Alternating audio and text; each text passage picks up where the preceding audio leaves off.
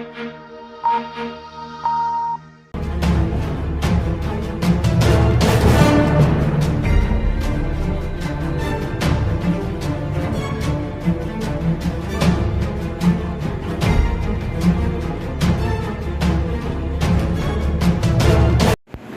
दुनिया में monkey pox ने दस्तक दे दी है, जिसके 4 मरीज इस समय भारत में भी पाए जा चुके हैं। हालांकि राहत की बात यह है कि उत्तर प्रदेश में अभी इसका कोई मरीज नहीं है, लेकिन प्रदेश सरकार ने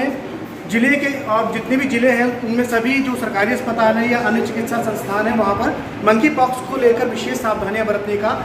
घोषणा की है। और इसी को लेकर जिला अस्पताल में मंकी पॉक्स को लेकर एक वार्ड बनाया गया है, जहाँ पर फिलहाल इस समय 5 बेड हैं, जहाँ पर जो मंकी पॉक्स के लक्षण वाले मरीज होंगे उनको आइसोलेट किया जाएगा और यहाँ पर उनको हर तरह की चिकित्सा सुविधा दी जाएगी। हालांकि अभी मंकी पॉक्स में जो है इसको इतना खतरनाक तरीके से नहीं देखा जा रहा है, लेकिन क्योंकि ये एक वायरल बीमारी है और कोरोना भी एक वायरल बीमारी थी और ये भी एक वायरल बीमारी है जिसको लेकर लोगों में दहशत ज़रूर है। अब जो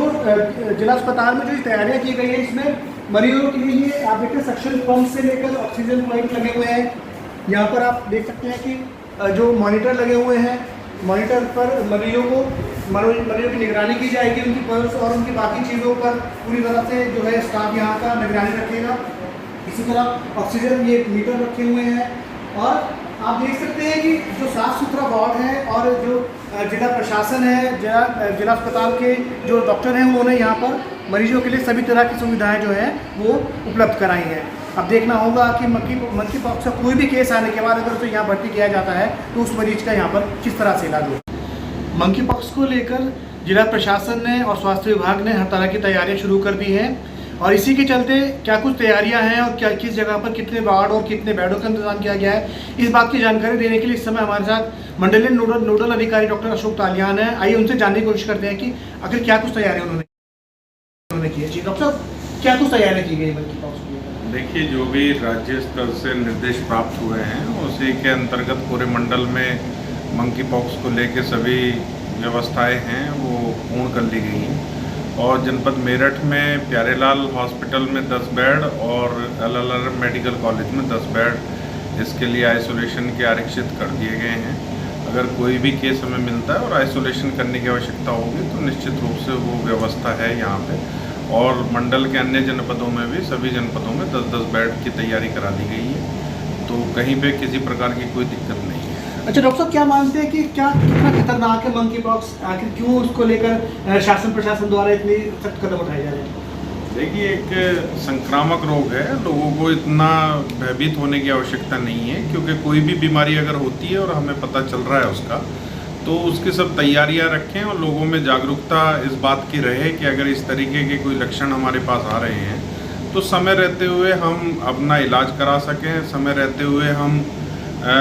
उसकी कोशिश करें कि चिकित्सक से मिलके परामर्श लें और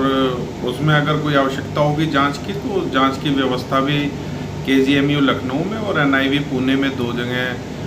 उपलब्ध है। कोई दिक्कत नहीं है, हम उसकी जांच वहां पे भेज देंगे और वो कोई प्रॉब्लम नहीं है। अच्छा डॉक्टर साहब, अगर बात की जाए लक्षणों की तो किस तरह के लक्षण अमूमन तौर पर देखने को मिलते हैं इस बीमारी में? देखिए, अमूमन वही चीज़ें हैं, बुखार इसमें थोड़ा सा लंबे समय तक रह सकता है, शरीर पे फफोले हो सकते हैं,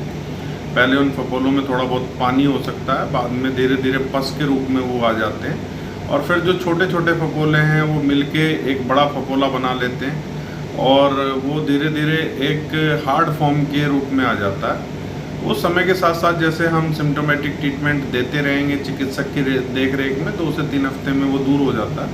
तो वो कोई ऐसी दिक्कत वाली बात नहीं है। तो ये इसमें मेनली यही लक्षण है